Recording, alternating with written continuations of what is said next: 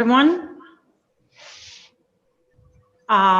please give me your pluses in the chat room if you hear me well, or just nod on to your cameras. Please turn on your cameras, but turn off your microphones while you're listening to me. Okay? And if I ask you questions further on, you will be turning on your microphones and will be answering my questions. Hope our presentation, our 2 hours of communication, virtual communication, will be pleasant to both sides. From time to time, I'll be looking directly to the camera so that you could see my face and my smile while I'm talking to you. But mostly I'll be looking at my computer screen, my laptop screen, because I'm going to show you some slides from my presentation. Yeah, привет, hello, hello, yes, we can hear you. Okay, that's great, that's great. Okay, guys. For those who still haven't turned their cameras, please do turn on your cameras so that we could see each other. I understand that probably it's not very comfortable for you that you are sitting in your rooms and you don't want to look very, you want to look comfy and feel yourself comfortable at home. But still, it doesn't matter how you look. I can see the backgrounds. Some of the backgrounds are very familiar to me. For example, the background Daniel's using, it's our drama theater. That's cool. Okay, so I think we've spent around 2-3 minutes just preparing for the presentation. Now we can start off, just set off. And let me introduce myself first of all. My name is Yekaterina. This is a very familiar and widespread Russian name, Yekaterina. In English, in English-speaking countries, you could find some versions of this name, like Catherine. Katlin is also one of the variants of this name. In Russia, the short version of my name is Katya, and it's spelled like K-A.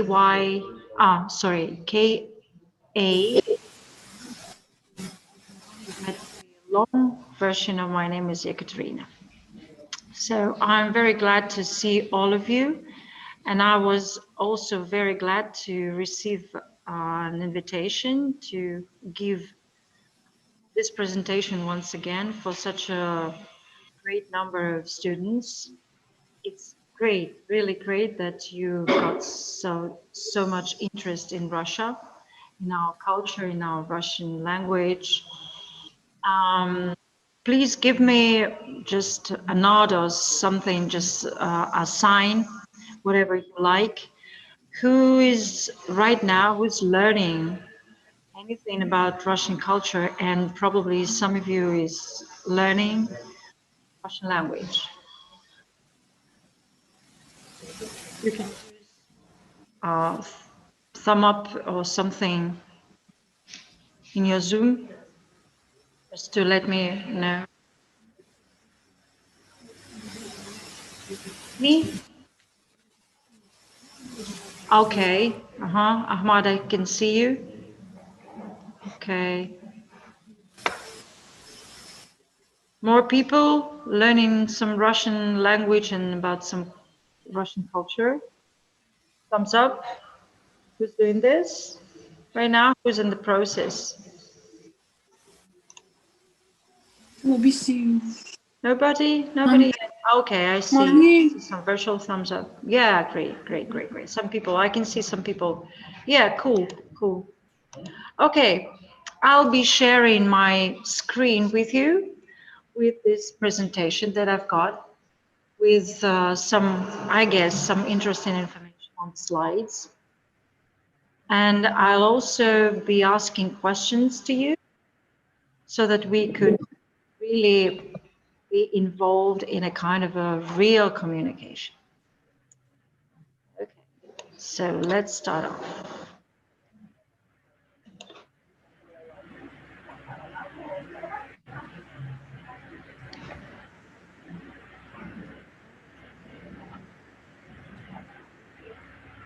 So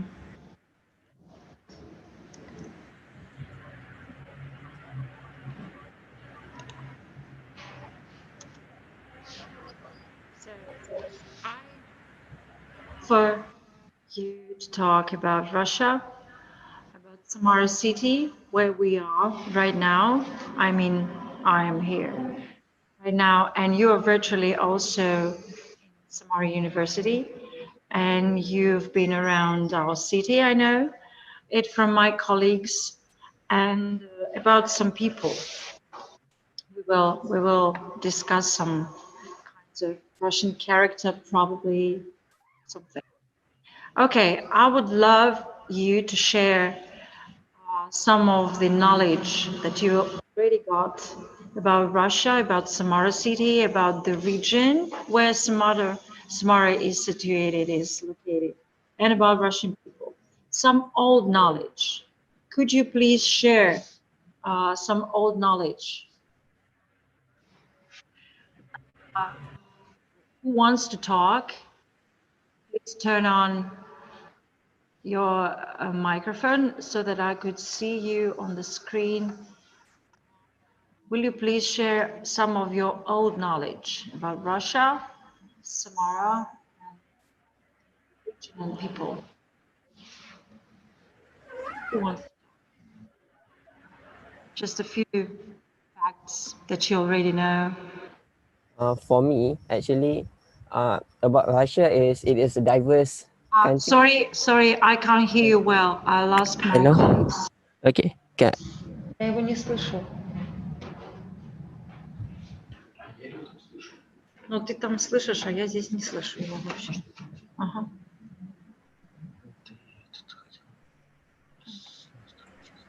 Мгм.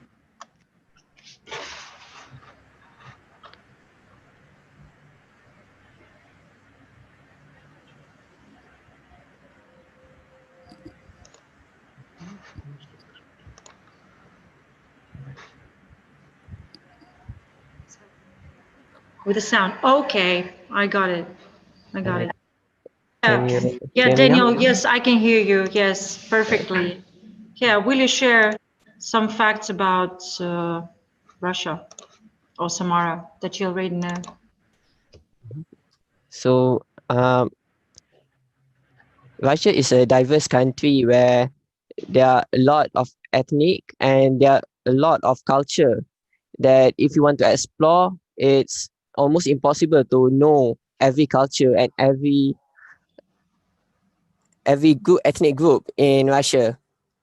And actually, Russia have an very interesting history from uh, mainly in their aircraft aerospace, but it doesn't deny that they have a culture where it's not easy for anyone to define it with just one word, if I could say it. Okay, thank you very much. Yes, it is. It is very diverse in many ways, in climate, in nature, in ethnic groups, as you mentioned, and culture. Yes, religion also. Okay, we'll touch upon those topics later on in this presentation. Who else would like to say a few facts? Probably some of you have been impressed by those facts and you want to share.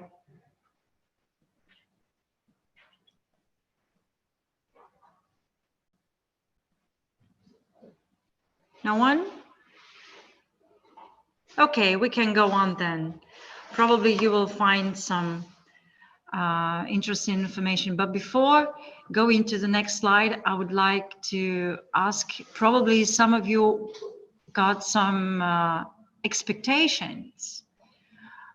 If there's anything you would like to know, to learn from today, from today's presentation, or further on while you are on the course, any expectations? Maybe for me is the development of culture, how the culture back in the old days and how it modernized nowadays, how it suit with the modern environment. I see. Okay, we'll touch upon this also. Okay.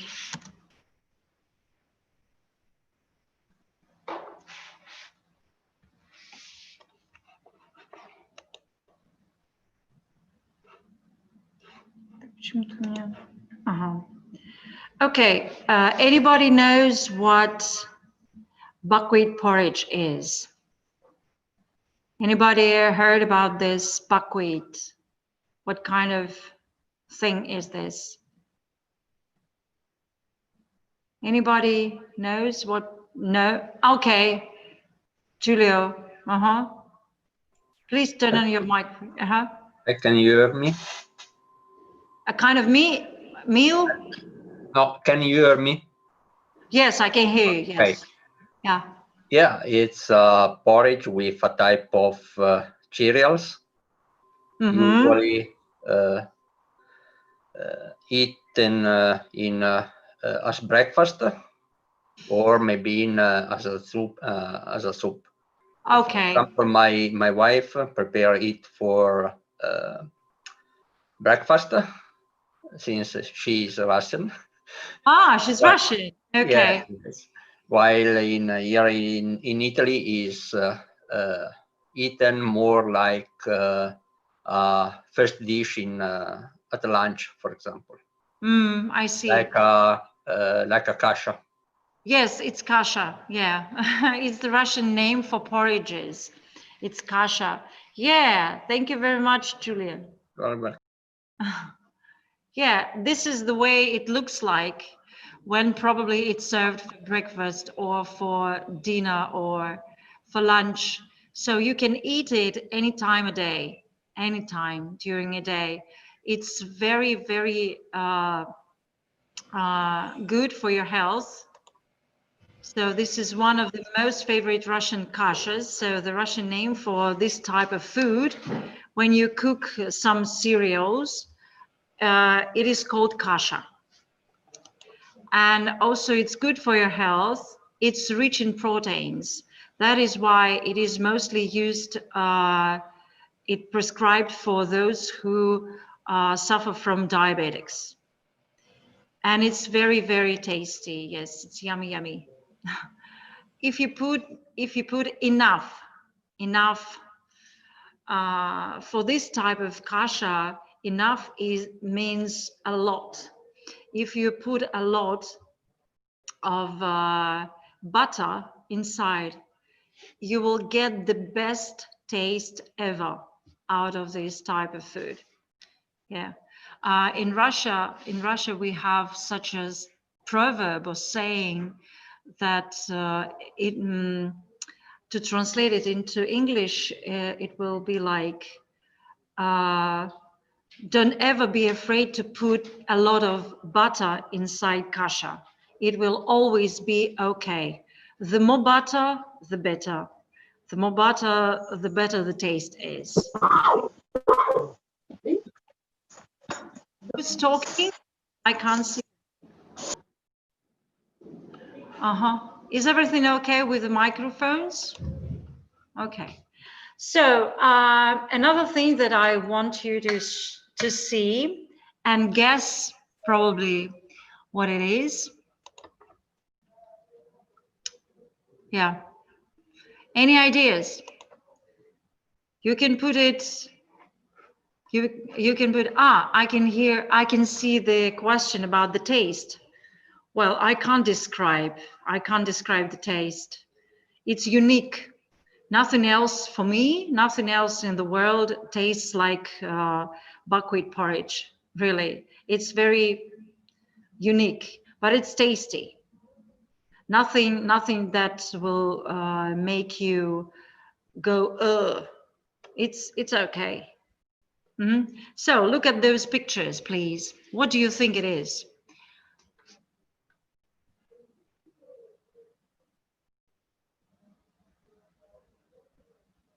Gallery, okay. Any other ideas? Some type of hallway. Yeah, it's a kind of a hallway. Oh, somebody knows the right answer. And this is our Russian girl's husband. Yeah, it looks like museum, really, guys. It looks like museum. And when you're inside, you can even forget.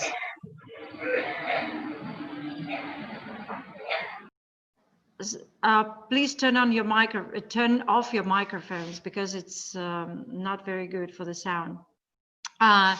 Sometimes when you're inside this place, you can forget for some time to use it for its purpose, because it's so beautiful around you, so that you can spend some time there and just look around all those beautiful paintings and sculptures and all those architectural things on the ceiling, on the walls. But it's true, it is the Moscow Underground. This is Moscow Underground. These are the halls. And both sides, you can see the kind of exits to trains.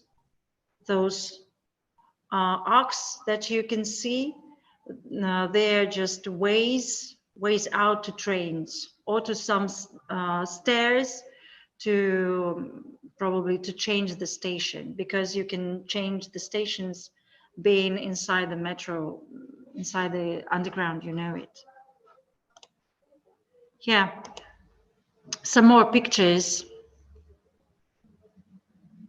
of the underground stations in Moscow, and some facts.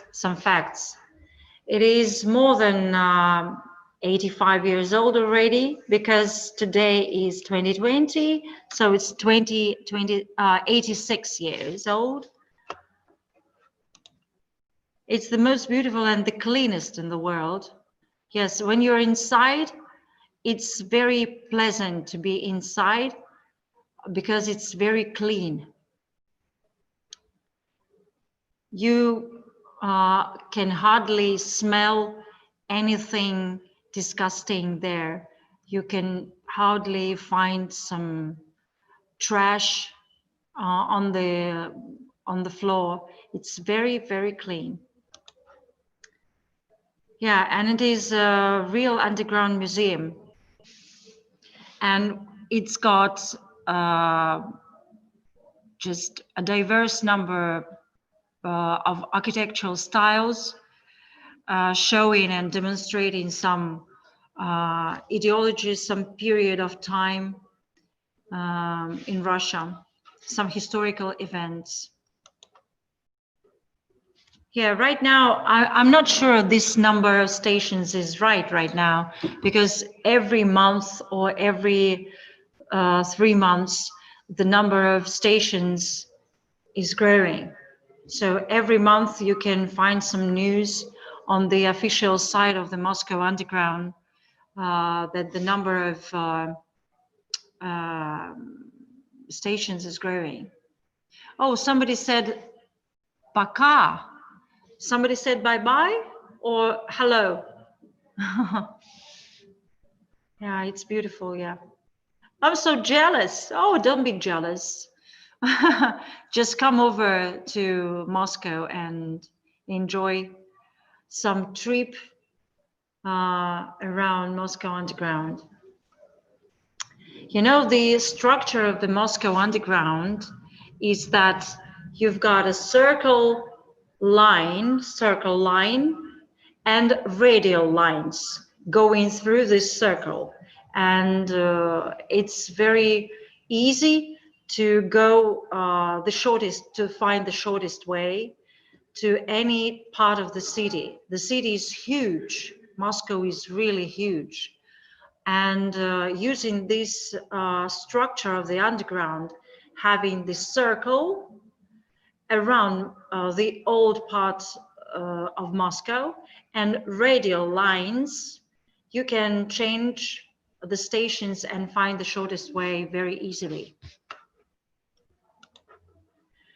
It's 408 kilometers long. Right now it uses 12,000 trains. And during rush hours, it's very fast. It is really very fast. You can wait. You can only spend just around a minute or just a minute and a half waiting for the next train. And during the rush hours, they're all full. And that is why sometimes about 9 million people a day can go through the Moscow Underground. So it's a very huge construction. But still, you see, having such numbers and having such indexes and facts and figures about Moscow Underground, still, it is only 56% of the whole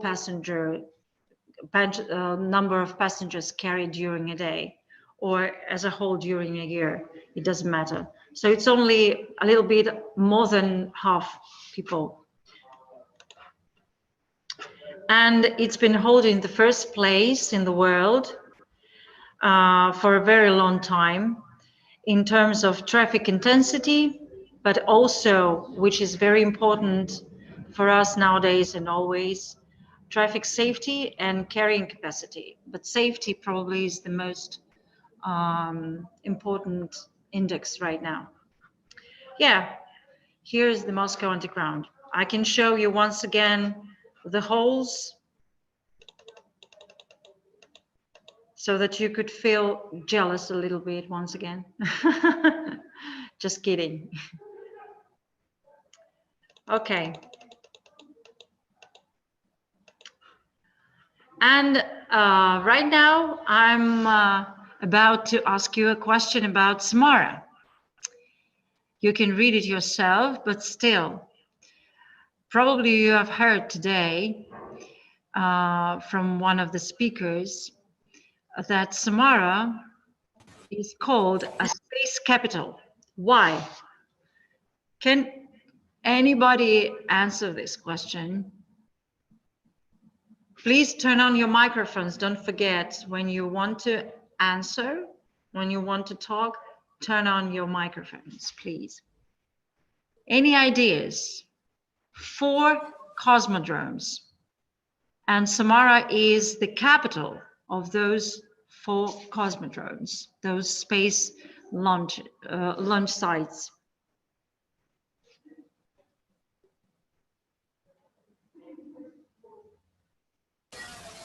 Because Samara is the city where the space shuttle was produced. Samara is producing something? Could you please once again? Producing the space shuttle or rocket, like that. Yes, yes, exactly. Yeah, thank you very much. Yeah, exactly. Samara, not the city, of course, but one of the plants in Samara, they produce space rockets, which are used, no, not the rockets, but the engines, which are used on space shuttles and space rockets. And those space rockets launch to space from 4 cosmodromes in the world. I will tell you in a minute what cosmodromes those are. Probably you know about, some of you know the names of the cosmodromes, of those spaceports. Anyone?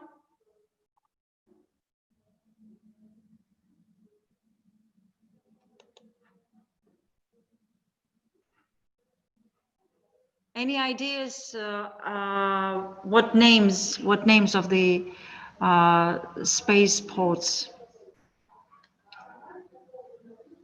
No? Okay. As you can see, and answering the question about the Russians preferring trains or cars, we prefer rockets because the territory is so huge that sometimes it's better to have a rocket at your parking lot. But just kidding. Of course, there is nothing like we prefer something. We can use trains for closer destinations, which are not very far. But we have trains in Russia. We have trains, and we have routes that you can spend 7 days on the route, going from Moscow, for example, to the far east of the country. It takes, as far as I know, it takes about a week. So 7 days on a train. Well, it's I don't know. It should be a really good reason for anyone taking such a long trip on the train. But usually we use planes. We also like cars because our roads can afford us to travel around the country. And in my own experience, in my personal experience, I had to travel about 2,000 kilometers one way driving. So, and it's beautiful, but it's a long way and it's exhausting for a driver. We should drive, I should drive like 15 hours. It's quite exhausting. Yeah. So any type of transport, there's nothing like any preference or something. You use this or that type of transport just because according to the purpose and the distance. Mostly you have to take the distance into account when you choose the type of transport. So the rockets, you can see this rocket to the, I don't know which picture is that on your screen. I guess this is on your left. This is in the city. This rocket is standing near the entrance to the Space Museum, and it's real. And the one to the right, this is our Soyuz rocket at the spaceport, one of the spaceports. So let's take a look at the slide where you can find the names of those spaceports or launch sites, we call them also. And I can name all 4 launch sites here. The first one, which is still the biggest in the world, is located in the southern Kazakhstan. As you might know, Kazakhstan used to be one of the Soviet republics back in those Soviet times. And it's called Baikonur. And still, this is the world's first spaceport for orbital and human launches. So Baikonur is used not only by Russian companies launching their rockets into space, but also other international companies, because the location of this cosmodrome, of this launch site, is very, very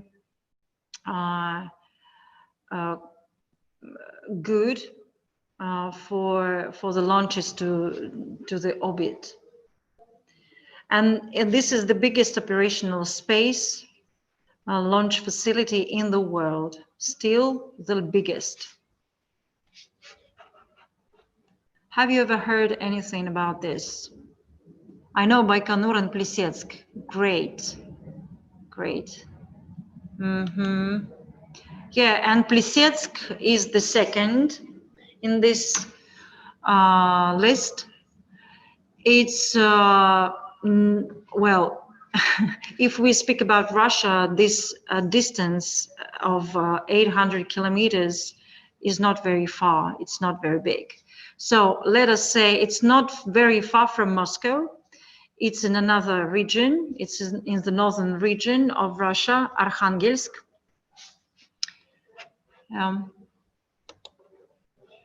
The next one, the third one that we are already using, but it's still under construction. It's called Vastochni, and it's in Amur region. The name of the river, Amur, this is the name of the river, and it's close to the Russian and Chinese border. It's very, very close. It's mostly on the border of between Russia and China. And by the way, many students of Samara University, of our university, go there. They're sent by the university to spend some time there just for constructional and scientific work. So they're very lucky, and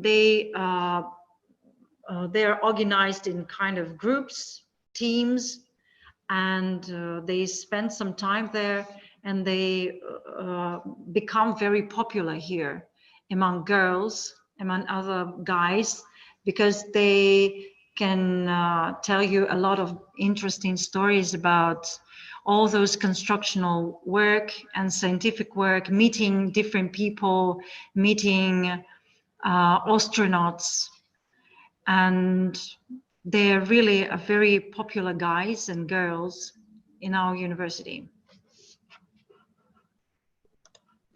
And the last but not the least in this list, it's the one which is another one, the second one, which is not on the territory of Russia. It's located in Kourou, which is in French Guiana. French and European launches, yeah, on the French territory of the South America. So 4 launch sites and also use rockets can be met on all of those sites. That is why Samara, where those rockets are produced and the engines are produced, is called the capital of 4 cosmodromes.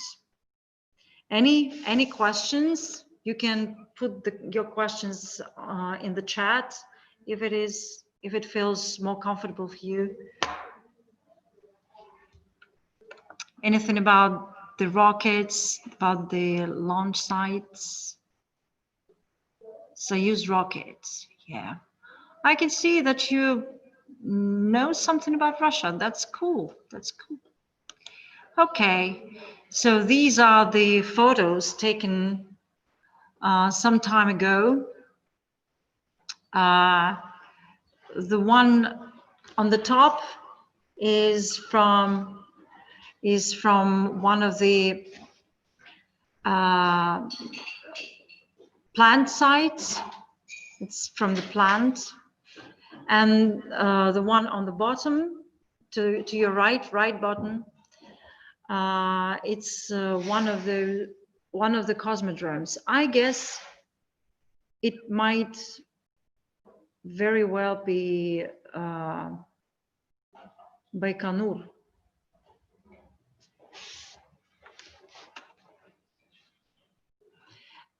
Can you see the logo of Samara University on one of the rockets? Can you see?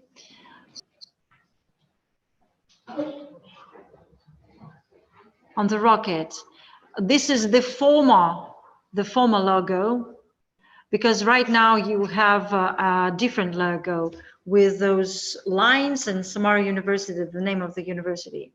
But before merging, because Samara University is the university which is combined by two universities. And one of the universities is Aerospace University, Samara Aerospace University.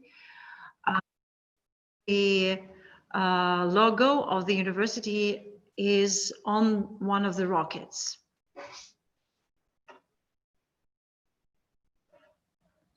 Okay.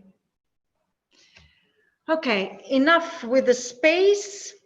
You see, we've been there virtually, but right now I think we'd better talk about the bottom of Samara. So we've been to space. Right now I'm inviting you to the bottom of Samara. Do you understand? Do you have any ideas about what could be there on the bottom of Samara? Any ideas?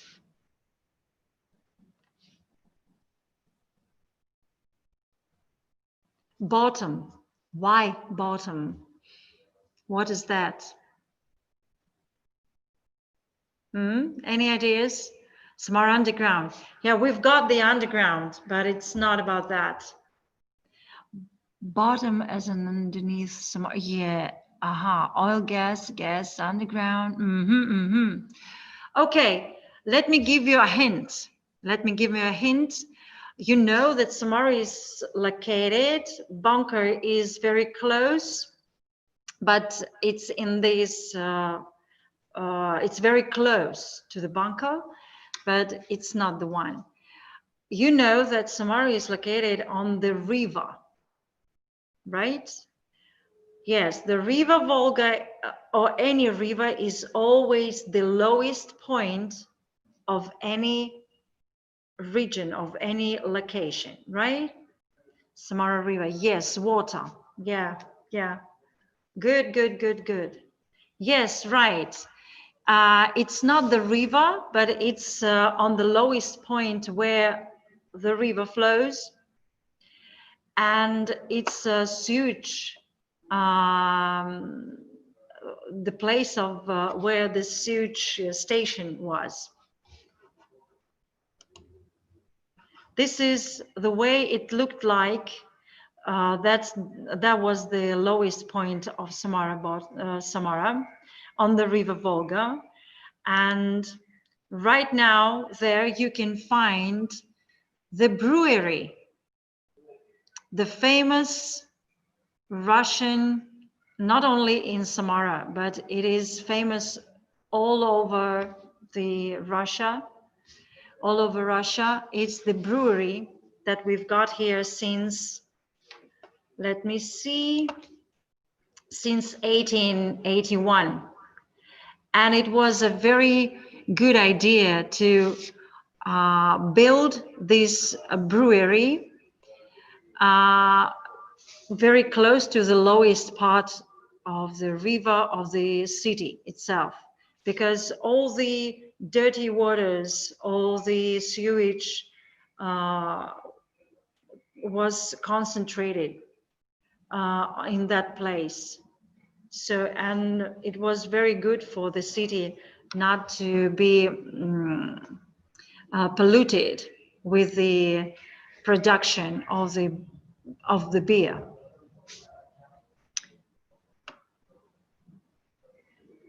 And it's called, and there is a restaurant close to the brewery, and it is called On the Bottom. So if you translate the name on the top of the entrance, above the entrance of the restaurant, on another picture, on the second picture, you can see the letters above the entrance of the restaurant. And it is translated to English like on the bottom. So historically, This is the lowest part of the city where the Riva Volga is floating. And yeah, it's very interesting when you speak Russian about going to the restaurant. It always sounds very funny. Where are you going? I'm going to the bottom. It means everybody knows if you answer that you're going to the bottom, everybody knows what you're going to do there. What you're going to buy, or what are you going to do there? You just buy beer or you drink beer with your friends. Yeah. Let's speak a little bit about religions.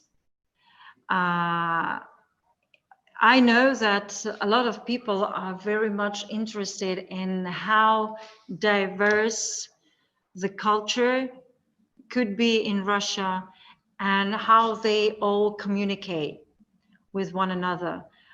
Are they friendly towards one another? Right now, when such terrible things are happening not very far from the borders of Russia, in Azerbaijan and Armenia. And mostly people are talking about that the reason of this conflict right now is religion. It's very sad always. It's always very sad to understand, to realize that people fight for their religion.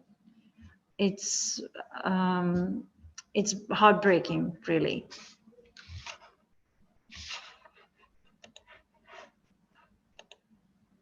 I will show you more pictures. So this is how you can see that this is how religious people are in Russia.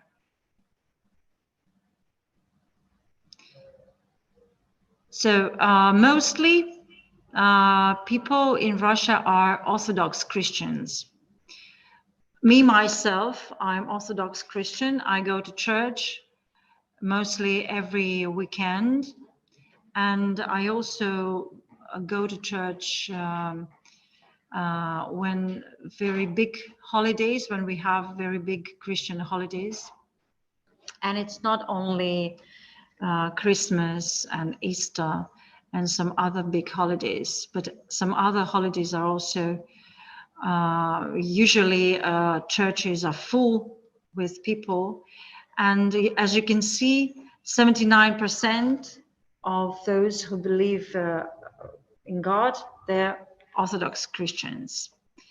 Also Islam and Judaism and even Buddhism are also introduced in our country. The number of Muslims is growing because of those people coming from former republics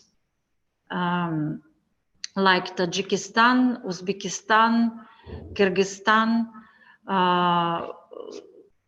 Their religion in those republics, they're mostly Muslims. So that is why Islam is 6%. I guess nowadays the percentage is growing. Maybe some of you wants to say about how religious people are in their countries. Just a few words. Speak or just put it in the chat.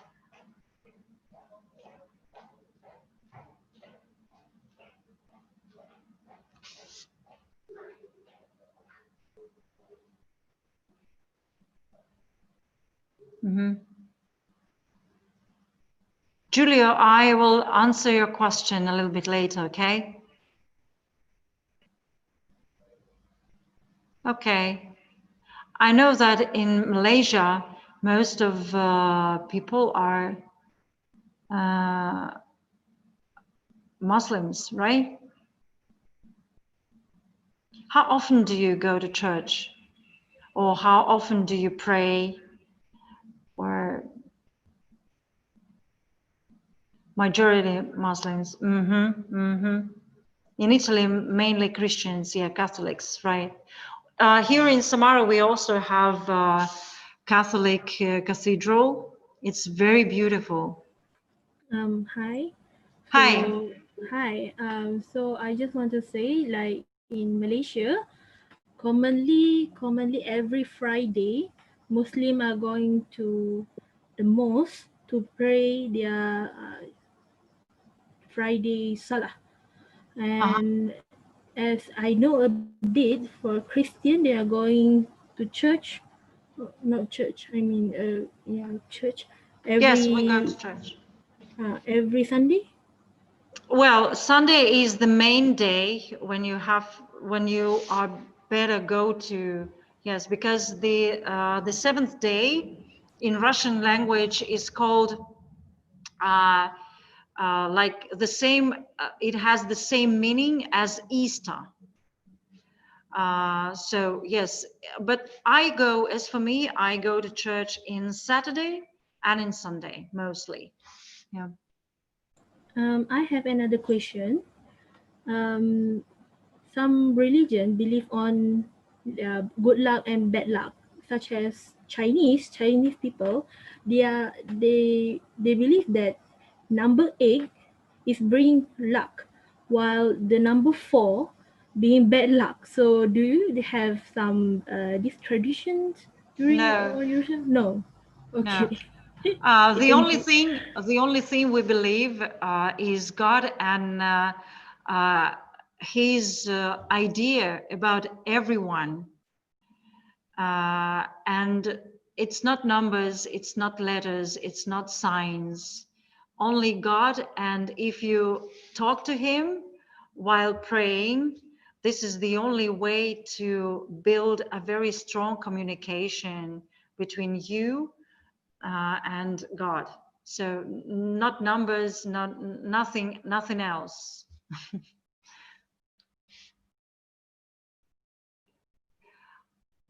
The mail goes to mosque every Friday. In Mexico, 82% are Catholics. Yes, I know that Mexicans are very religious. We pray 5 times a day. Whoa. I see. Thank you very much, guys. So, and as you can see, if you come to Russia and in Samara, exactly, you can find a very, very big mosque here in Samara. You know, probably the reason for that we have a very, very big mosque in Samara here in our city is that Samara is located on the crossroads of the main routes, trade routes. And we here in Samara have a great number of Muslims. I guess the number is much bigger than 6%, because of that, you know, historical events, some historical events, and that we are situated on the crossroads of those main trade routes, and the Volga River is also one of the veins and one of the roads which had been used many years as the main route from north to the south, because this is the longest river. I will tell a little bit more about Volga a little bit later. And once again, thank you very much for your information and your questions, of course. I would like to ask. Yes, sure. In Samara, it's like, is it like every region, for example, Muslim community in one region, that region one community, is it like that? Yes, we communicate easily. there is no restrictions, and there is nothing. I've got my neighbors who came from Tajikistan, and they follow their holidays, and they fast. You know, you have in Islam, you've got a very long fast. Yeah. And yeah, and I know that I respect that. You know, every time when you see people who respect their religion, they respect their culture, it's very important for them to keep their culture through religious events, through going to mosque, through praying or anything, sharing all those cultural moments and some religious things with their kids. For me, it's what is very, very much respected. So, and there is no restriction. We can even ask them to go to church, and if they want to look around the building, they can also go inside. The only thing they can't do is pray, but this is obvious, this is understandable. Yeah, they go to their own church or to mosque to pray there, but just to see how it looks like, what people are like going to this place, what they believe. It's a kind of a being interested. It's about being close and be open and just respect your neighbor, the person who lives next to you.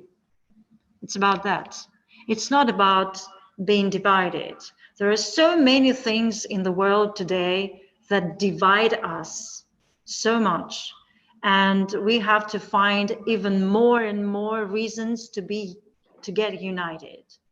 So the religion, I think religion is not the reason for being divided. On the contrary, this is a very good reason to get united.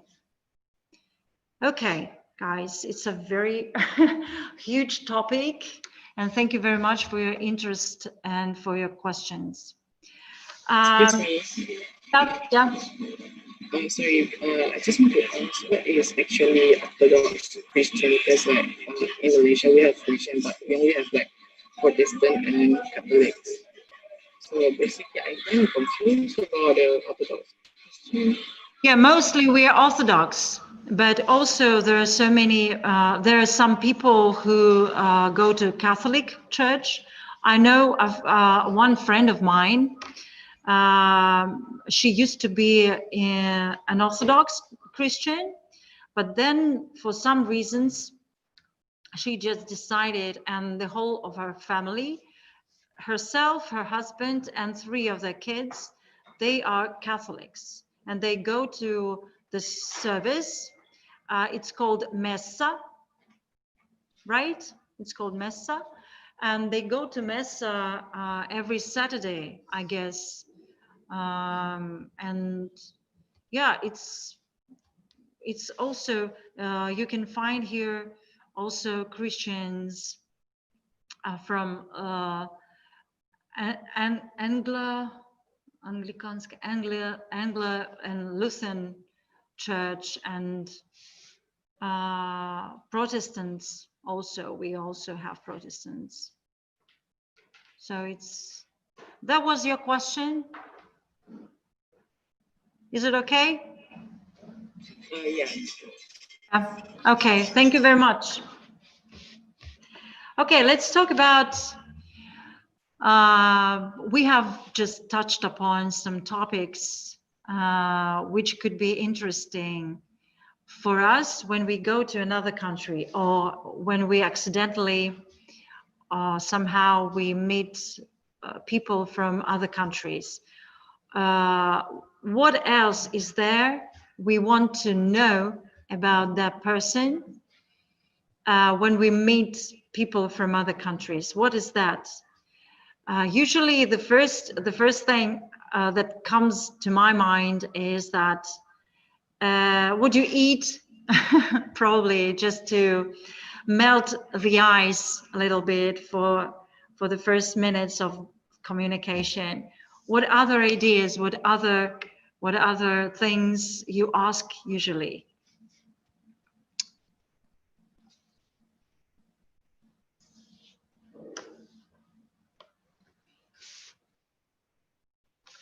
Can you give me any ideas? What is that you are usually interested in? Fashion and food. Haha. Those guys are from fashion course, I guess. Famous places to visit. What are famous foods? Monarchs? Famous food? Yeah, I think I'll ask you. Interesting places to visit. Okay. Hiking? Food and places, food and places, food and places. Yes. I vote for this. Food and places. And the places where I can find the food. Food and places, yeah. Celebration, yeah. Some holidays. Food. Somebody's hungry and putting this word in caps lock. Food. Where to eat? I see.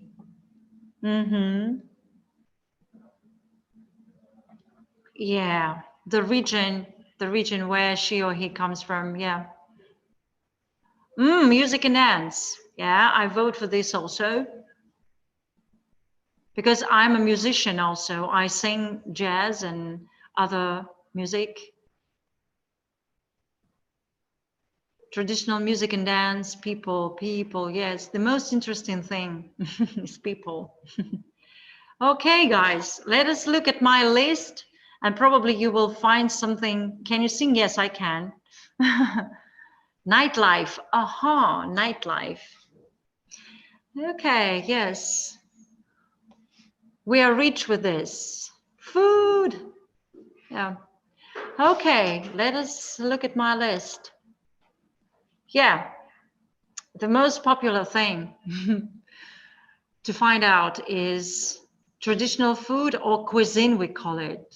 Yeah, kuchnia, cuisine, food, what you eat. So much food right now is international. Here in Samara, we have some Thai food, we have some Chinese food, Vietnamese food, Japanese, Mexican food. Italian food is extremely popular here. All that pasta and pizza, you can find it here and there. We also have one of our chefs in one of our restaurants. Giulio, I think it might be very interesting to you. One of the chefs in Italian restaurants, he's Italian consular working for the Italian embassy. You see? And he is the chef. Okay. Nature, climate, monuments. I mean nature monuments, so places to visit, places to go. Yeah. Our region is very, very beautiful. With the river, with the mountains. Our landscapes are just breathtaking. Traditions, yes, holidays. Do you know Malay food such as nasi lemak, roti? No, I haven't. Tom yum, yes, I have once. I think once. I've tried it, yes, yeah. But I don't know anything more about Malay food. But I guess is it hot? I know that Mexican food is very hot, usually. But what about Malay food? Is it hot? No? Spicy? Please sing. Oh, probably if we have time left at the end of the presentation, I will sing a little. something in Russian. Malay food is combination of hot and sweet. We love to eat chills too. Aha. Spicy chicken. Aha. We have to take this topic off. We have to get off this topic because I'm getting hungry every time I read your lines about food. Uh-oh. Oh, the spice is the better. Mm-hmm. It really depends on which state you are in. Hungry, yes, yes. I'm getting hungry also, reading the lines about food. Yeah. Yeah, a very interesting topic also while you're communicating with a foreigner is how you usually communicate, because the traditions could differ drastically in these terms. Somebody can be very open, shake hands, give hugs, and even kiss during the first meeting. But some people, they just stay very cool and reserved, and they try not to be very emotional during the first meeting. So it depends on culture, of course. It's better to find out beforehand, before hugging someone who doesn't want to do it. Yeah, some people are interested if they want to stay in the country for quite a long time. I used to work, for example, I used to work in this university with foreigners coming here for employment. They were going to get employed with our university, and they had to think about staying here for a very long time, not 1 year, but just 2, 3, 5 years. I know one man who had come here when he was when his youngest boy was around 1 year old. Right now, he is going. He became the first grade school kid. So 7 years. He has already spent here 7 years. So of course, in this topic like healthcare, education for your kids, and your pastime, if you're not here with your family, but still, if you're here with your family, you can't stay long, for a very long time, just closed in your family. You will sure to make friends, and pastime, places to go out. They are also very, very important. So healthcare and education becomes a very important topics for those who stay here for longer than just 2 weeks of holidays or something. Security is also a very important thing. When you go out out of your room in your hotel, you want to be sure that nobody is running behind you with a pistol in his head.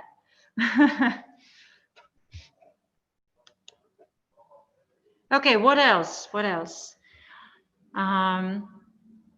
Korean food, yes, is very famous in Russia. Yes, yes. I love it. I love it. What are the do's and don'ts? What do you mean? In communication or what? Is this the thing you want to ask another person? Just when you meet with people from other culture, there's the things that you need to take precaution because different culture just view different things differently. Yeah, and I see the next question. What things we shouldn't do when we visit Russia? I think this is a cross-cultural thing. Not to be rude to people next to you, not to speak too loudly, not I think nowadays it's much easier to understand what you should do or what you shouldn't do, because you are guided. Usually you are guided by those, you know, signs in airports and stations in different buildings where there's smoking is not is prohibited. Of course, you can't walk along the street drinking some spirits or some alcohol.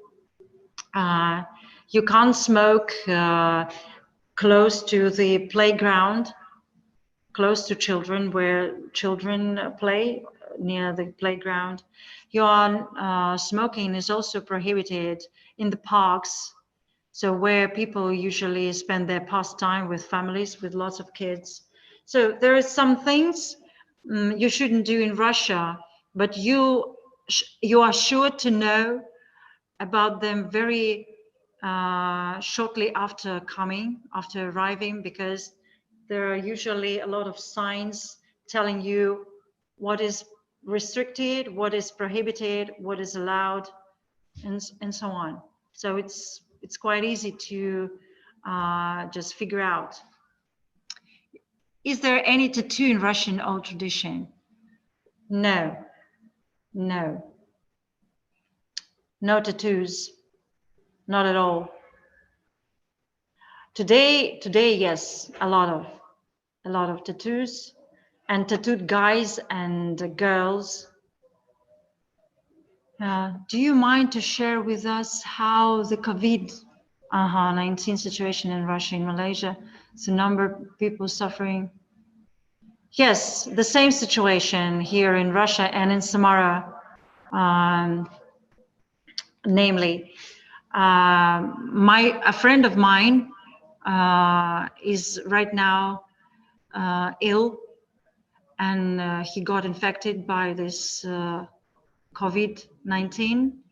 A lot of people get infected nowadays, and the number of people is rising.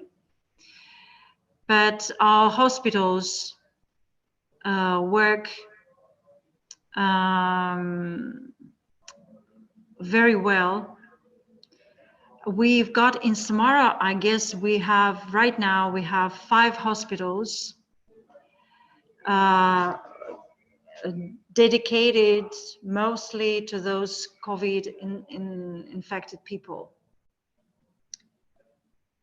Yeah, I think the situation is not very much different from the rest of the world. So yes, every day we find out more and more cases. According to the statistics, Russia right now is on the 4th place after the United States of America, India, and Brazil. So we are on the 4th place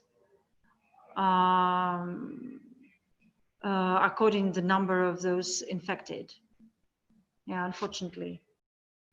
Probably because of the size of our country. It's not the percentage, it's the number. If we speak about the percentage, I think we'll get to some other place in this table. But I'm not very much in this type of statistics. But recently, yes, we've been experiencing the same situation. Okay. Okay. So I think we should skip the previous one and let us take a look at some beautiful places which you can find in Russia. This is the proof of that Russia has got a very diverse nature. The picture above is the Riva Volga near Samara city. So if you go to the helicopter site, Near Samara, we've got this place where helicopters land, and this is the point where you go and can see beautiful landscapes, including our mountains, Zhiguli Mountains and the river, and beautiful banks. So this picture is real, absolutely real.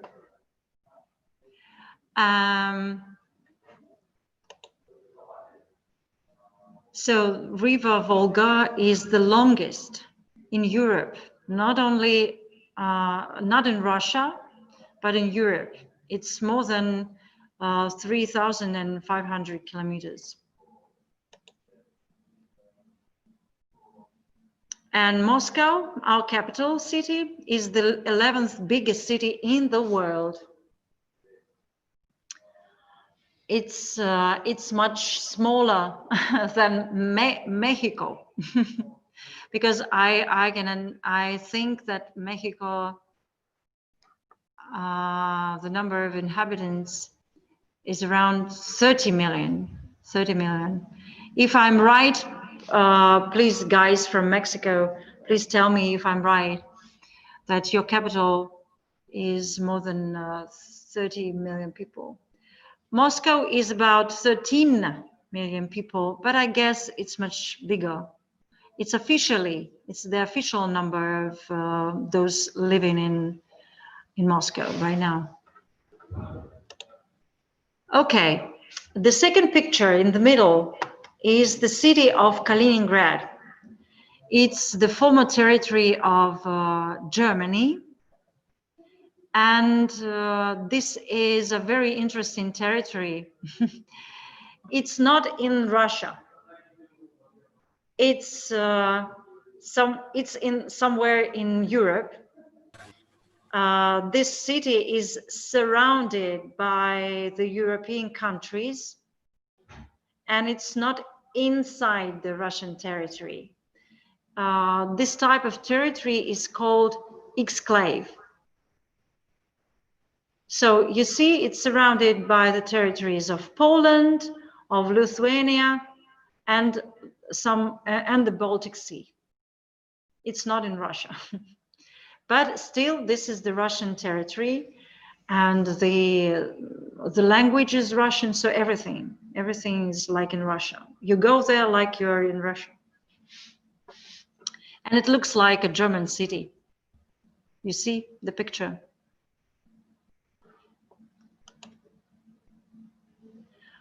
And another place in Russia, which I just have to mention, it's the world's most northern subtropical territory, subtropical zone. You know that climate zones, they go like around the planet, around the Earth, and one of those zones is called subtropical zone. I think Malaysia is in subtropical zone, right? You're in subtropical? No? Tropical? Can you tell me? Subtropical or tropical? Subtropical, yeah. So you see, we have a little piece of Malaysia here in Russia. Because we also have a very small territory in the North Caucasus, which is also in subtropical zone. North Caucasus, and the center of this zone is the city of Sochi. City of Sochi. Do you know anything about this city?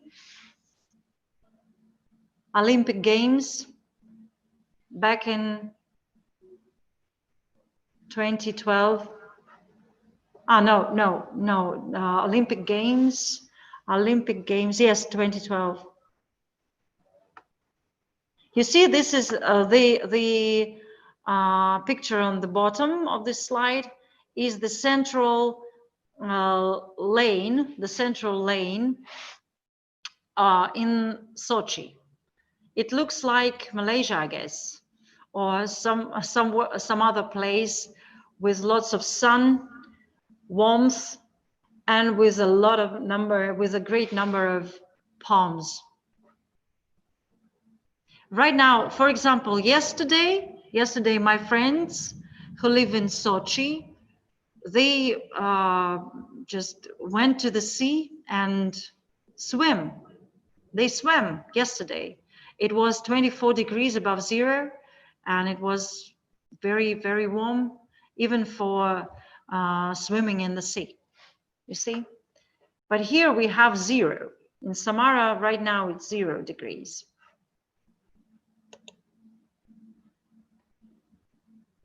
Yeah, have you ever heard anything about St. Petersburg? I guess Julia knows much about that. Yeah. What city is your wife from? Oh, she came from near Samara, Nizhny Novgorod. Nizhny Novgorod. Oh, I've got my sister cousin in Nizhny Novgorod. Yeah, it's 700 kilometers to the northwest, I guess. Yes, northwest from Samara. 700 kilometers. Yeah. Cool. She's also from the Volga River region. Yeah. Yeah, great. Okay, St. Petersburg is usually called, and very often called, the open air museum, because while you are going along the streets of St. Petersburg, you just can't stop looking at those beautiful buildings, at those monuments that you come across in the streets. It's really like being a museum under the open sky. And coming closer to the culture, we cannot not speak about some contributions Russian artists and composers and other musicians and singers and ballet dancers made to the world's culture. And also we can speak about technology here. I'm just offering you to read those lines, and if you have any questions, please ask me.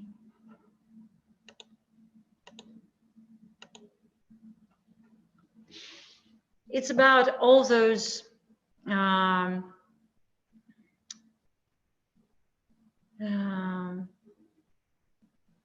different arts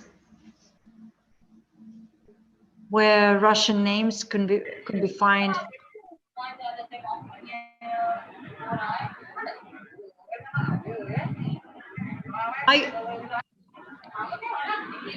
I can't. Sorry, I can't hear you.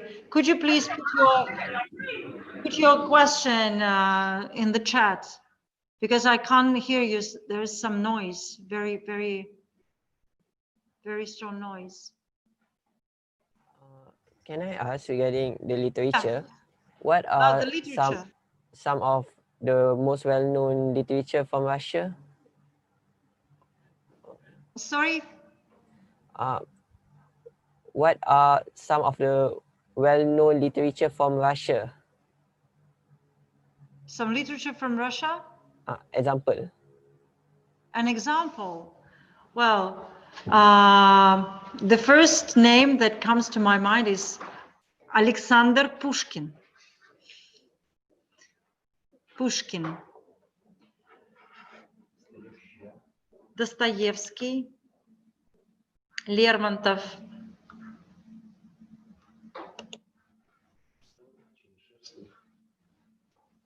Yeah. The масса. Толстой. Sholokhov.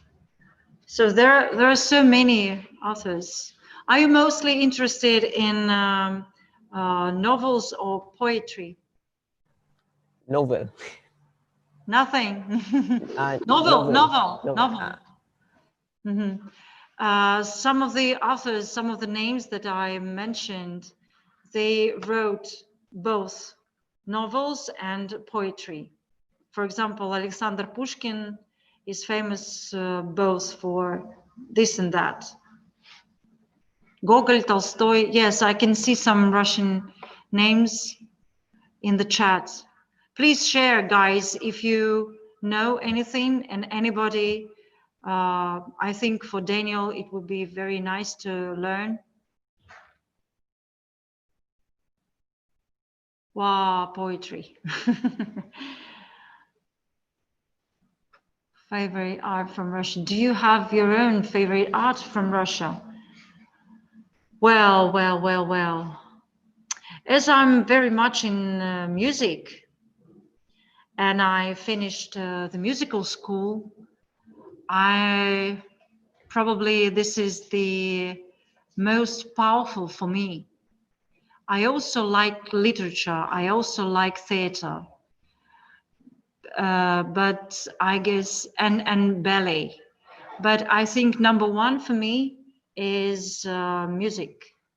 Music is, yes, it's the most powerful. Sing for us. Okay, later. Natasha, is that your real name? Yes. Yes. That's very interesting. How did you get your name? I think my parents like an ice skater named Natasha. I think it was a Russian person, but I forgot who it was. Oh, that's interesting. How interesting it is. Oh, yes. Okay. Thank you very much. Could you please sing again? Well, like Natasha Romanov. Romanova. I see you know something about Russian literature and theater. You know, literature and theater, Russian theater. They've got a very strong bond because all those plays that were written by Russian writers, many of them you can find in the Russian theater. Yeah, and also music. Yeah, a lot of composers, they were inspired by the novels, probably by some historical events from Russian history and from the world's history. After reading some novels or some poems. Yeah. Well, like Natasha Rostova, not Romanov, but Natasha Rostova from the Tolstoy's novel Война и мир, War and Peace. Yeah, Rostova. Okay. The next slide is giving you some pictures with ballet dancers from favorite and famous, and everybody in the world, I guess, know this ballet, Swan Lake, by Piotr Tchaikovsky. Another picture with a Tsar on the first line is taken from the opera Boris Godunov by Modest Mussorgsky. And also there are links. You can ask the guys from summer school to give you those links where you can find more information, more music, more arts, like Russian traditional lullabies, for example. It's a very interesting thing. You can hear something really unique from the sound of Russian lullabies. Also, there is a link to the website about the Russian art and culture. It's very easy to remember the name of this site, russianartandliterature.com. The previous two links will lead you to YouTube, but you also can type in that search bar Russian classical music, Russian traditional lullabies, and you can find some really long tracks with this type of music. And also there is a link, 10 Russian painters who define Russian art. You can also just make some notes with the names of these links. Do Russian really like chess? A lot of great players, yeah, from there. Garry Kasparov, yeah. Kasparov, Garry Kasparov and Anatoly. Скажите мне еще одного нашего знаменитого шахматиста. Анатолий Карпов. Anatoly Karpov. I think he's the greatest, really the greatest. I guess they had a few games between Garry Kasparov and Anatoly Karpov. No? We're going to find out if they had if they were ever rivals.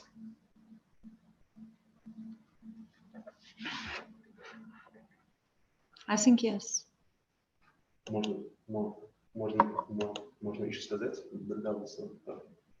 можно еще сказать, что у нас регулярно проходит 1900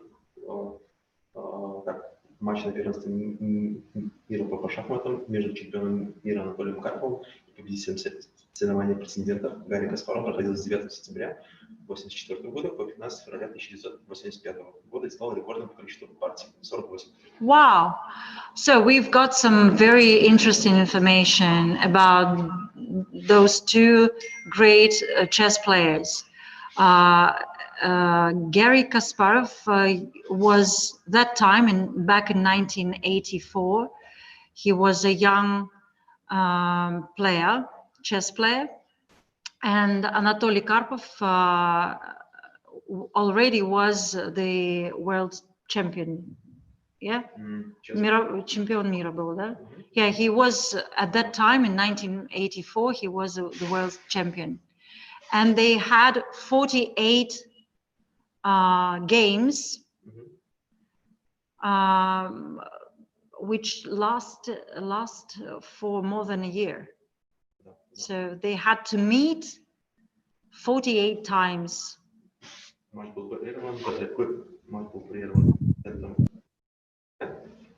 And the match was disrupted because nobody could stand it anymore. 48 games.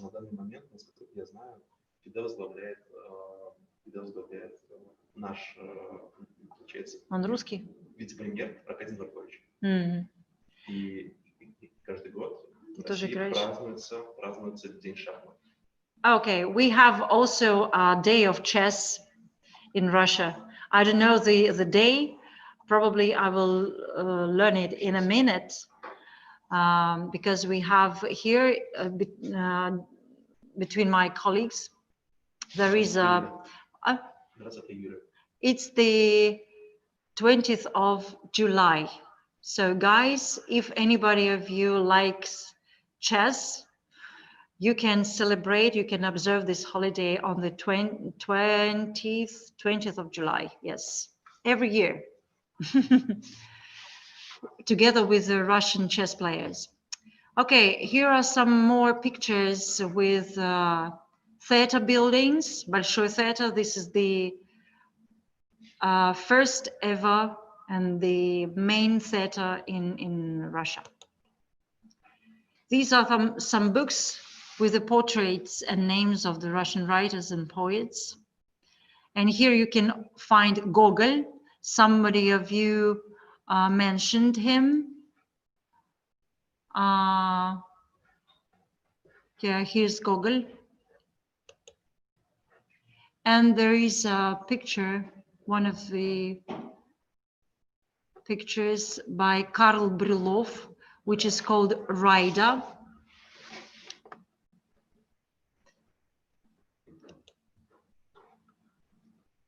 And here are more interesting facts about Samara.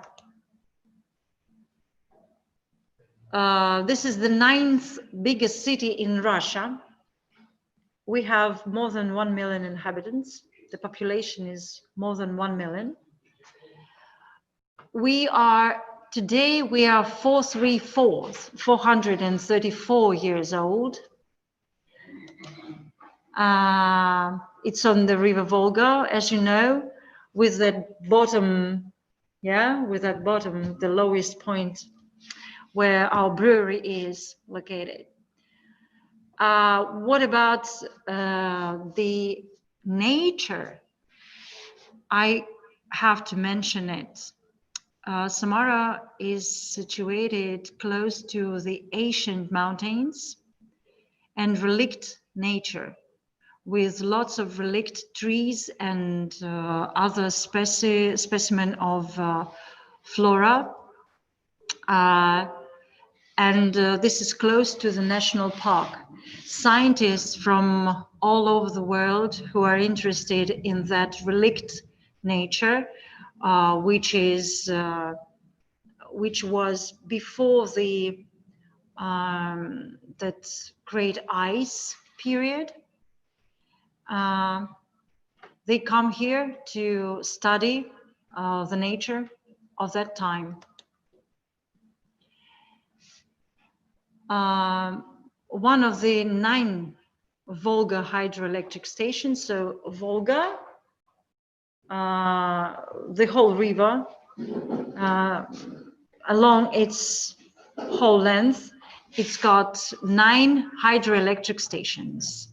And one of the 9 Volga electric stations is close to Samara. And this station forms the biggest water storage in Europe.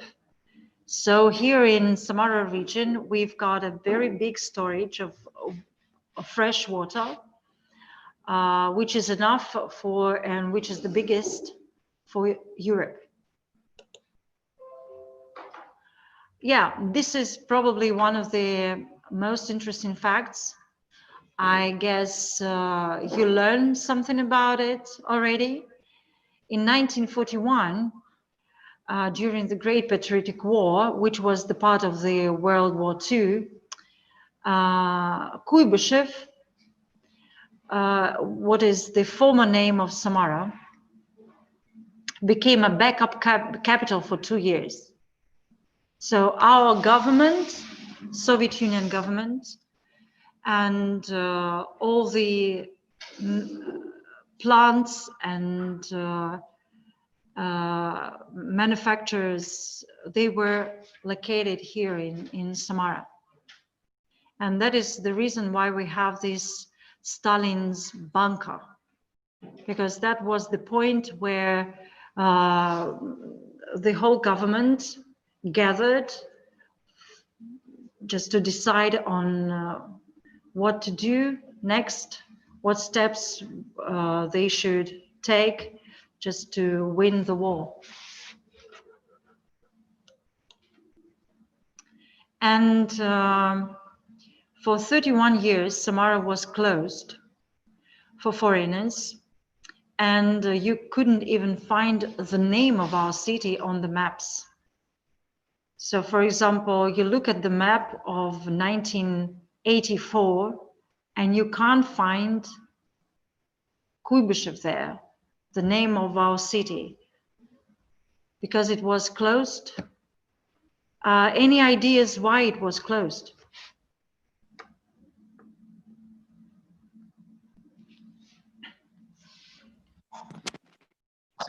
The city for the space and aeronautics development.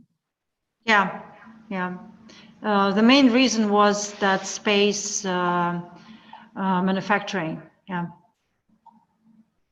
Yeah.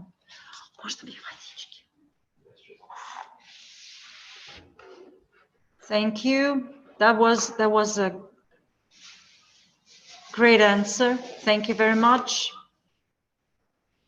And back in 2018, Samara hosted 6 games of FIFA. Probably some of you knew about that. Some of you are football fans, and you know that we hosted 6 games. By the way, we welcomed that crazy summer of 2018. We welcomed so many people from different countries. I couldn't even imagine that we could see those people being here in Samara, not in Moscow, not in St. Petersburg, because usually all the tourists from all over the world, they go directly to Moscow or St. Petersburg. And this is understandable. Samara is not very famous, and after it was closed for 31 years, not many people know anything about Samara. But people who came here, they just fell in love with the city. It's so beautiful in the summer, with the very long line of beaches, and you can swim in the river, staying in the city. So it's 8 kilometers of sand and different activities near the river. Yeah, we had a lot of people from Mexico. I'm not sure about Malaysia, but we also had a lot of people from Italy, from Colombia, from Costa Rica, from Australia, even from Australia. Those crazy Australians, they were dancing in the streets with a very tall toys of a kangaroo. That was very funny.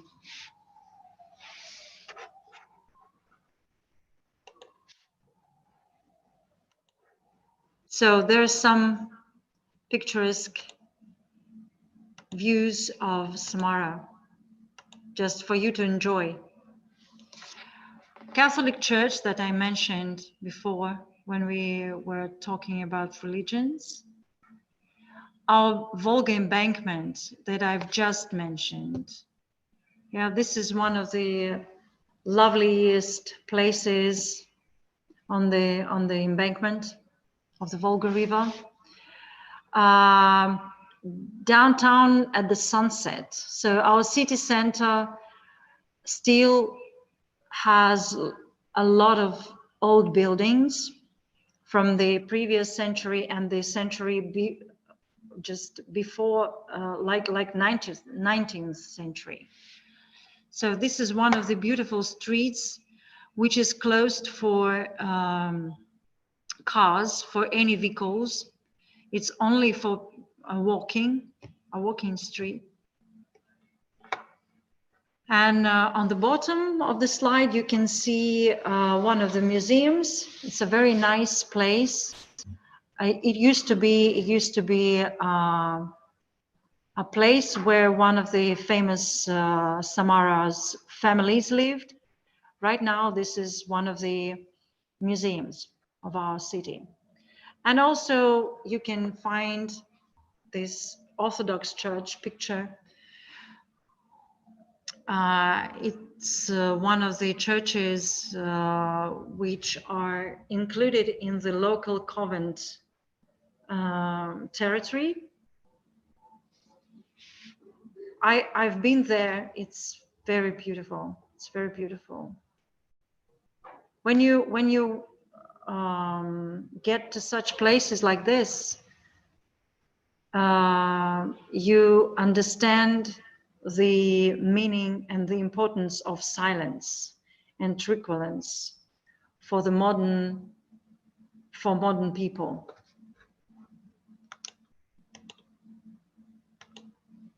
Yeah, and let us just talk. Huh? That's strange. Let me just find another. Russian language.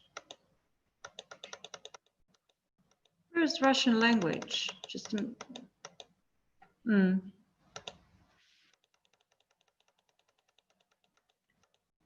probably I lost one of the most interesting slides about Russian language, but let's see. Oh yes, I lost it, but I'm going to entertain you with a very interesting thing. Okay, but before this, let's talk about such thing as a Russian character. A Russian character. Do you believe at all? Do you believe that there is such thing as national character? Wherever you live, in China or in Malaysia, in Italy, in France, in Mexico, in Russia, there is such thing as national character? What do you think? No. No? Why? Why not? Why not? Because everyone will be influential. They will influenced by the environment or where they are. If even an African go to Russia, they could instill themselves with the Russian personalities and also stuff, because that in Russia he grew up. So in short, I don't believe there is such thing as Russian character. Okay. No, somebody else said no. Okay. So if you meet me, for example, speaking English with you, and you can't figure out what country I'm from, could you guess that I'm from Russia, for example? Or anybody else? Have you ever met Russian students and you couldn't guess that they were from Russia? Or probably on the other hand, you could see something in their character, in their behavior, something unique, something very special that could be only Russians could have. Have you ever met any Russian guys, girls, people? I think Julia could say something about Russian character. Is it different? Are people from Russia different? No, I guess no, not completely different. It's maybe some different approach, but for example, also in Italy, there are different characters. For example, I come from north of Italy, and I'm not working in Russia, in Poland, or in Germany. I was considered German, for example. People spoke with me in German, so it's I guess yes, maybe it's sometimes it's easy to identify a Russian as a Russian. Sometimes no, it's quite impossible. Thank you, thank you. Okay, so by accent, by accent. Yeah, accent is something that is very obvious what country you're from. But what about the character? The character. So you think your group is the first? I'm very much surprised because your group is the first ever for during the last 2 years who who say that there is no such thing as any national character. How can communicate?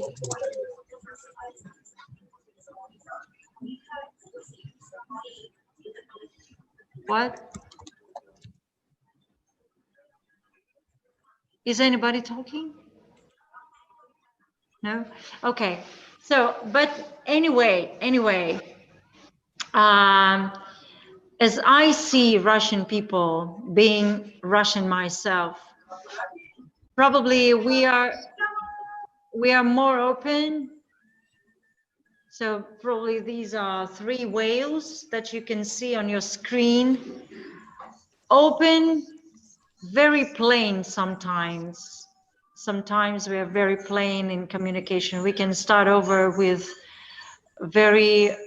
sometimes with quite private questions. And that is sometimes you can see that we have sometimes very poor sense of privacy. But you can also always say, I don't want to talk about this, okay? And I don't think any Russian will get offended with this. Probably the reason why we are so open and plain sometimes, and we have that poor sense of privacy, is that communalism that we got used to, that communal spirit. We can ask for advice from our friends, from our parents, but usually friends. When we grow up, we usually ask for advices from our friends. Yeah, and sometimes our friends, they give us advice even if we don't ask them to. So this is that sense of communalism. You know? Also, we are quite frank,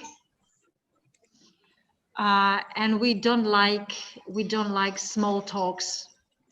We don't like small talks. We usually are very interested in how you feel, how your health is. So we are trying to get closer to the person from the very beginning. Yeah.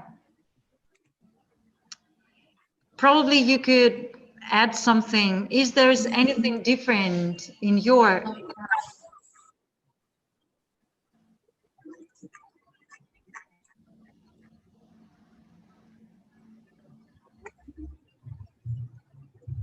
Anything just quite different?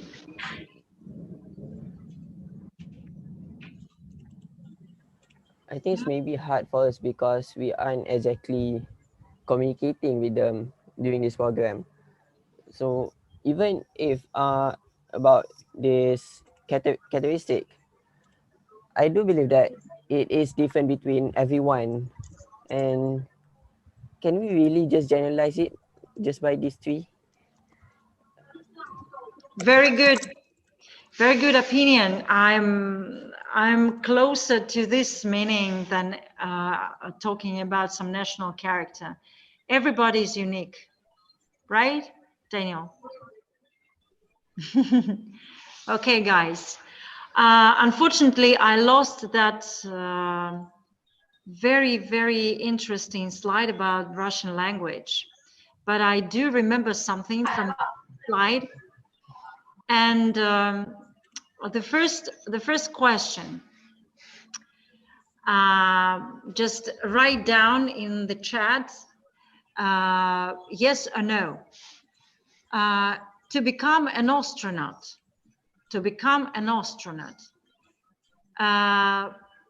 do you have to learn Russian language or only English?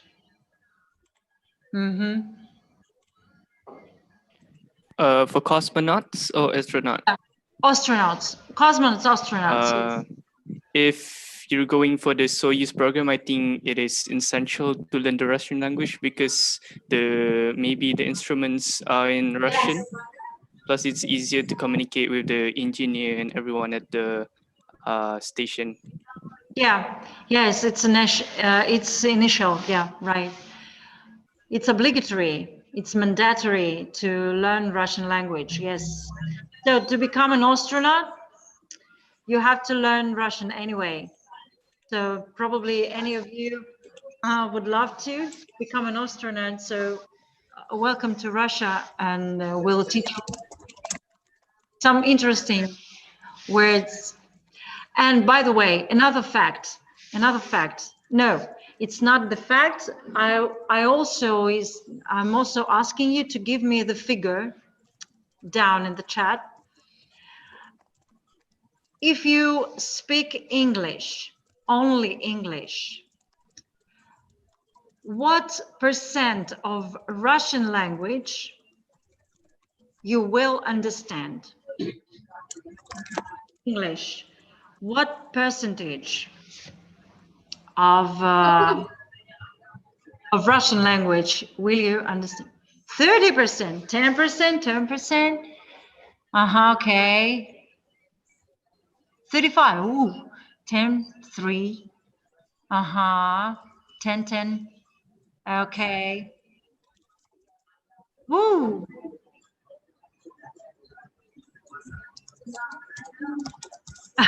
Five and sad smile, sad emotion. Yes, it's 10%. It's 10%. Cool. Very good guess. Very good guess. Okay, let's try. I will give you some. I'll be speaking some Russian. I'll give you some words, and please give me the English versions of them. Okay. Okay. Burger. Type it. Oh yay! Woo! Is that so obvious? Or probably I'm still speaking English. Okay. Another one. Música.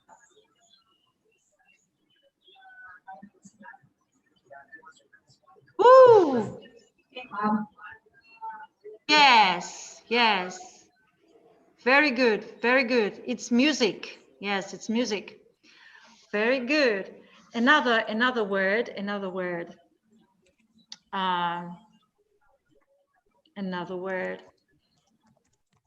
Okay, let it be a very difficult one. Internaциональный.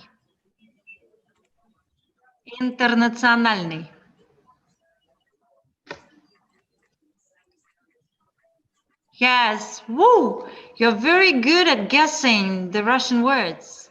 It's international. Yes, cool. Okay. I guess this one will be a little bit confusing, but still. Cosmos.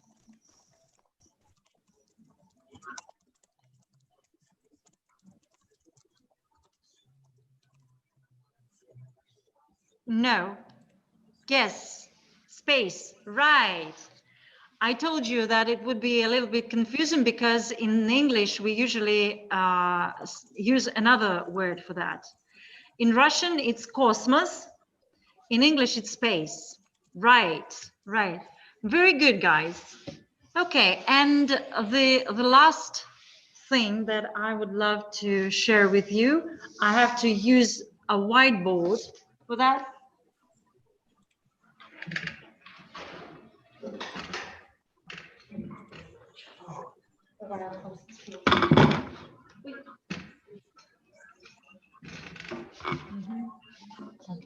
Самой придется писать, потому что, видишь, я слайд куда-то забивала.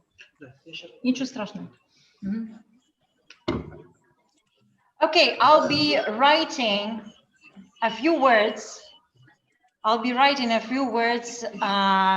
In Russian, but it would be not just printed letters.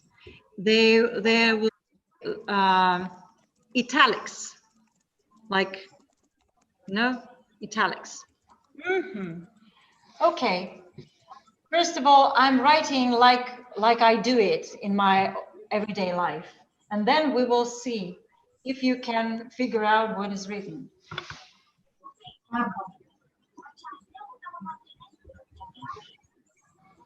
Okay.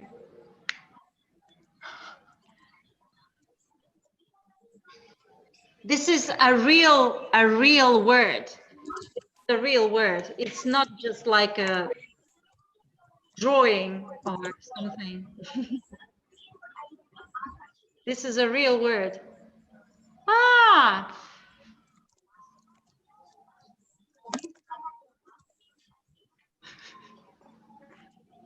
Julia, please don't don't cheat. Don't cheat. I use the help command. Can your wife read it? Yes. Yes. Yeah. Guys, can you understand what it is? No. Okay. So this word means lilies. So the flower, lily, a lily, plural, lilies.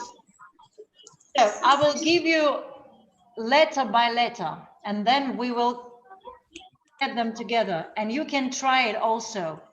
I think it would be very interesting for you just to write some Russian italics, crazy Russian italics. Okay. Oh, sorry. This is the first letter L. This is letter E. Again, L. Again, E. And to make it plural, I have to add E in the end. And then right now we have to put it all together. Follow my hand.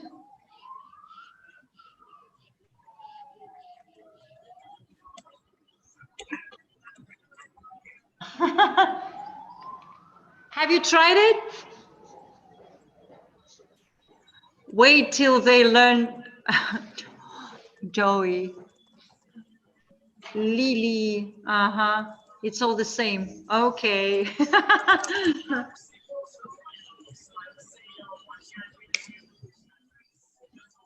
Yeah, it looks the same, but it's not. It makes sense. It does. Okay. Shall we go to another word? I'm confused with myself while I write it.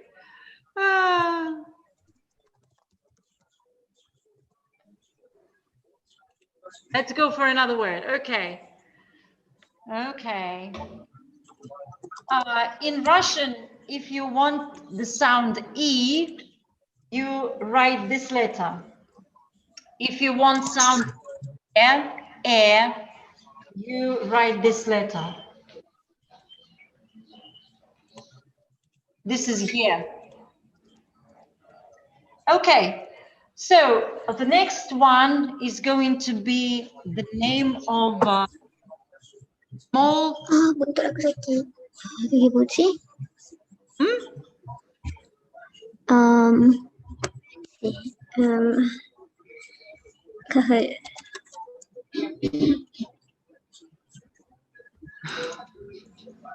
Please give us an easy one. An easy one. There is no easy ones.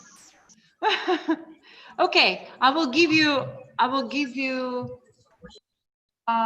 the name of again, it's going to be in plural, of a small furry animal.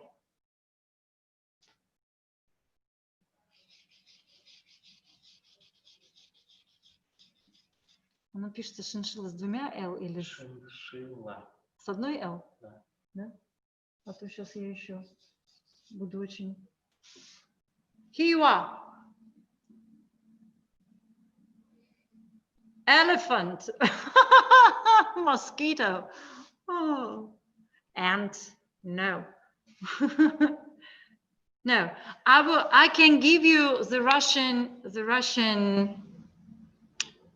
word for this, and you will guess because it's very close to the English pronunciation.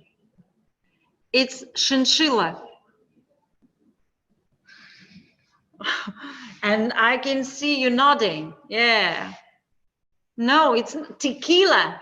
It's not an animal. You become an elephant when you drink too much tequila.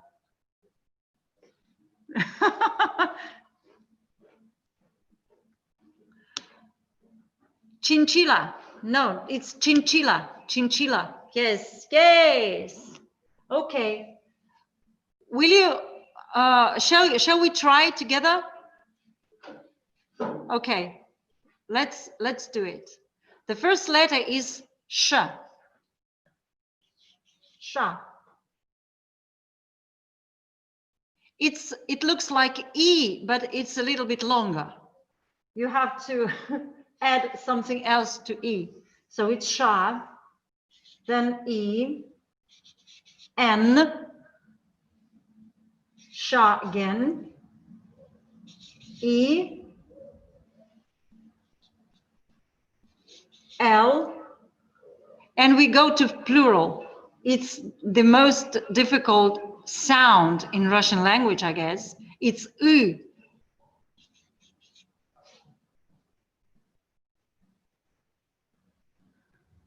Мне кажется, с двумя L. Ну ладно. Okay, shall we put it together?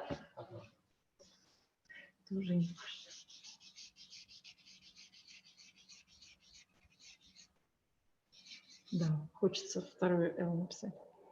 Ай.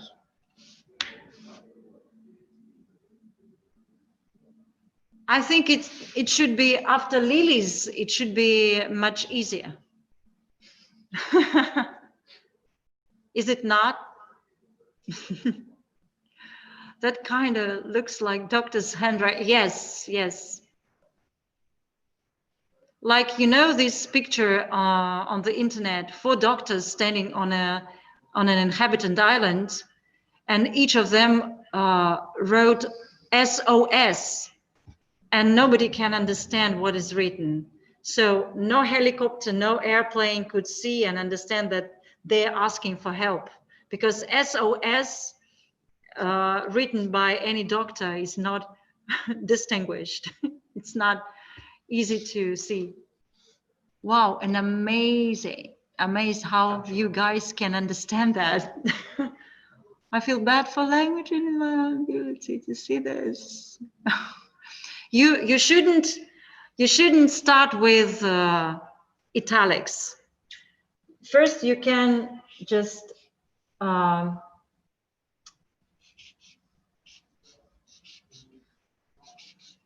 start with some printed letters, but probably the problem will be that printed letters and handwritten letters, they look very different from one another, and you have to learn once again how to write with your hand. Paracetamol. Oh, paracetamol. Can you write all the italic letters? All the italic letters. Okay, I will. 33 letters of Russian alphabet. Okay, here we go.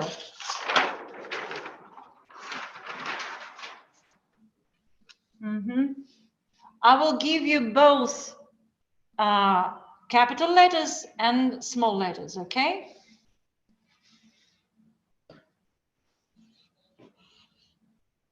It's A.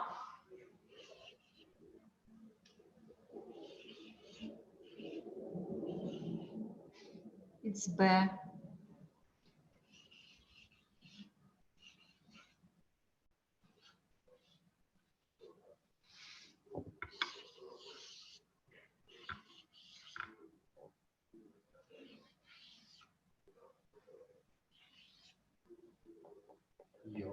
Ну, да, то же самое.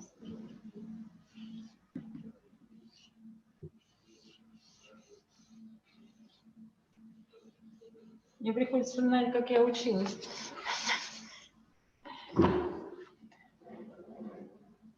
This is how the handwrite looks like in textbooks. Because my handwrite is a little bit different. Because with years, you develop something of your own. This is how it should look like. Jeze.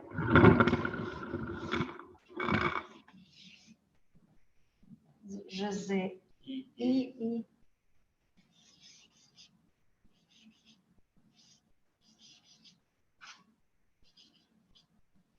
И краткое КЛ, да?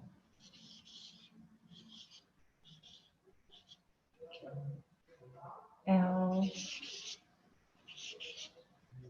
You know this one already. You know this one, and this one also.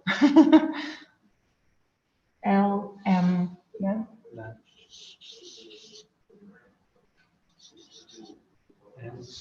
They look very alike, but they're different.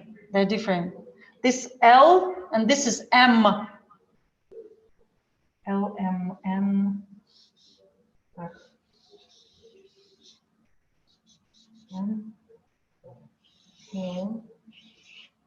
This one is international. Very easy to to understand. At least one letter. L M N O.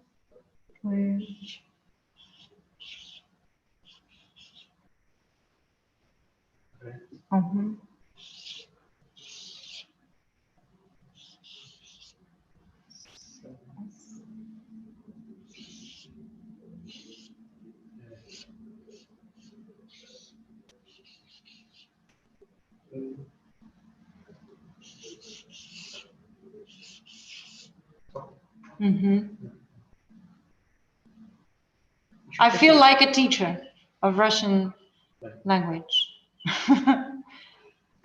F. F. Я помню, но там же с хвостик, нет, там не, а там вот с такой вот фигурной, да, вот с такой же, по-моему.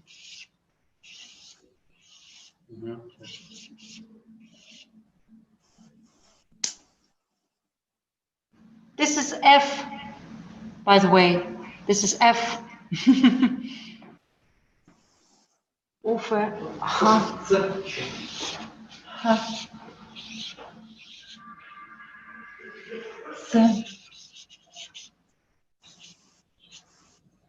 F, G, Ч. Ч. У вас формула. Спрашиваем, что за формула? Well, the formula. This is a formula for having a lucky life in Russia.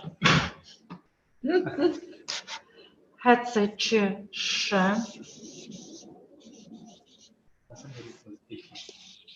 Да.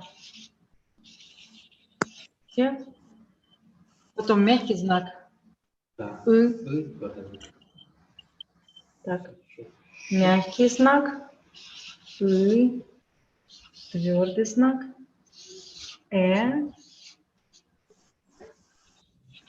Ю. Вот так вот она пишется. И я. The last letter of the alphabet means I. It means I. Ya.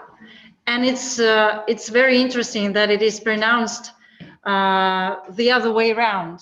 When you say it's in English, it's I. But when you say it in Russian, it's ya. So it's like vice versa, the other way around. Ya, I. So this it means ya. How do you like it? It's very dangerous for the young girls' faces because you become to frown. You become to frown. Your forehead becomes to frown, and it's very dangerous. Please, 1 letter a day or 2 letters a day, okay? Just to keep your face very even and young for a longer time. Because Natasha, I could see your face frowning very badly. Be careful, be careful. So, okay, guys and girls, I think this is, I think this should be taken as a picture and sent to you just for the memory, just to memorize our presentation of Russian culture and language. I can show you the way I write it.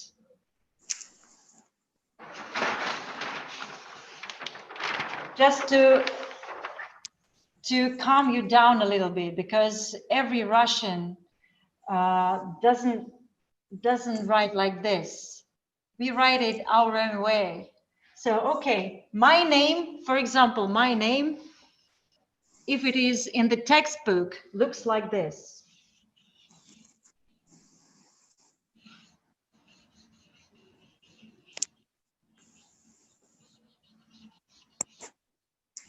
This is my name, Yekaterina. How I write it, you'll be a little bit terrified.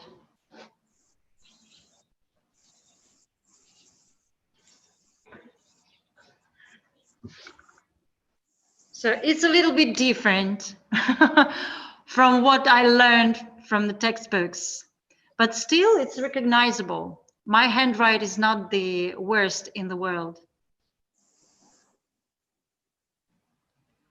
So you can try to write your names. For example, Natasha in Russian will look like this.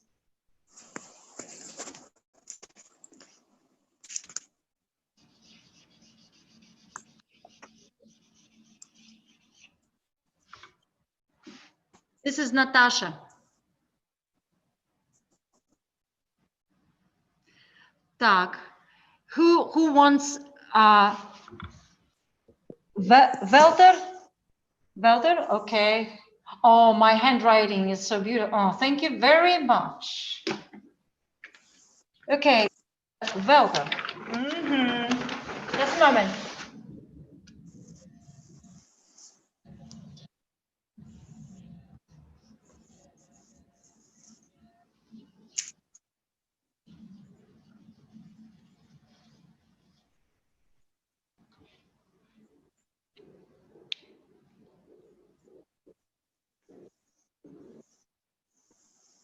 How do you write I love you in Russian? Oh.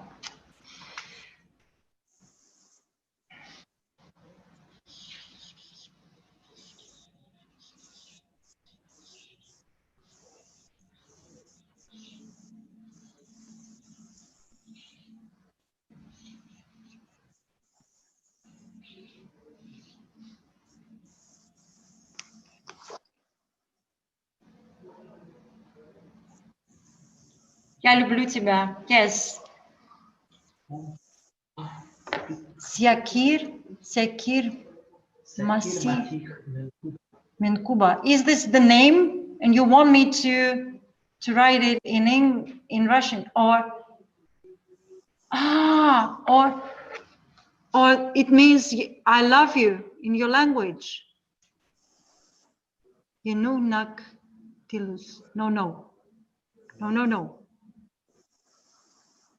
You know, not to lose. Ignore them.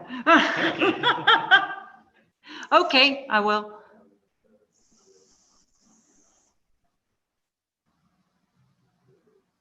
Sakira's still trying. Okay. Yeah, this is the funniest chat room I've ever seen. Thank you very much, guys. Please try Russian handwrite yourself. Now you've got all the letters. My colleague Masha will take a picture of that Russian alphabet and will send it to you. Okay?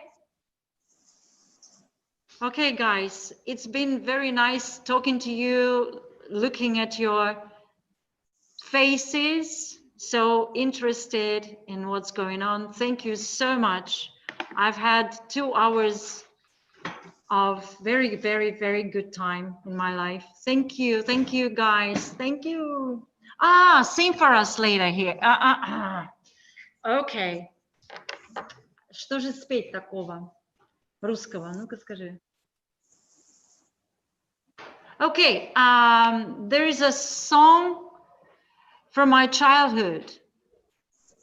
It's a kind of a Russian traditional song about a traditional Russian tree, which is called, birch, березка.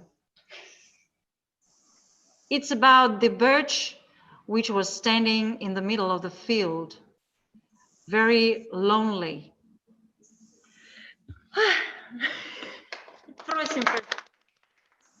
Okay.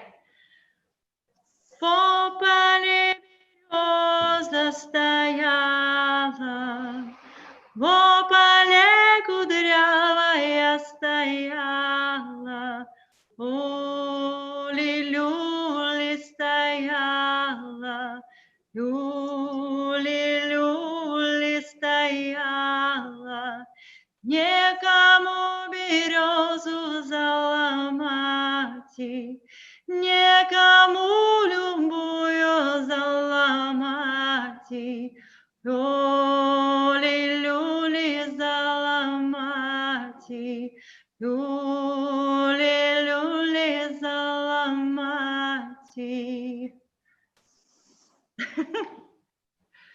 Thank you. So I kept my promise, and you keep yours, and try this crazy Russian italics. Okay. Bye-bye, guys. Here are my contacts. So you can text me, write me. Pleasure was all mine. Thank you very much. We'll miss you. Спасибо. Bye-bye. Как это все? Как мне отключить экран? Просто выходите с конференции. Да, но я выключу.